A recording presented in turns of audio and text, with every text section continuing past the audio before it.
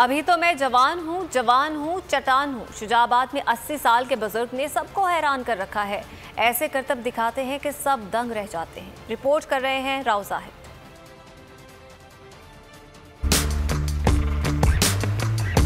उम्र मेरी है 80, पीता हूँ मैं दूध और लस्सी।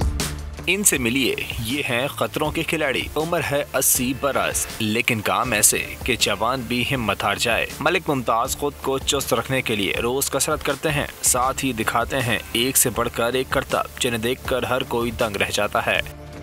रोजाना मैं 3 घंटे वर्जिश करता हूँ और पिछले पैर 2 घंटे भागता हूँ। कोई मेरे साथ मुकाबला करे, मैं हर वक्त हाजिर हूँ।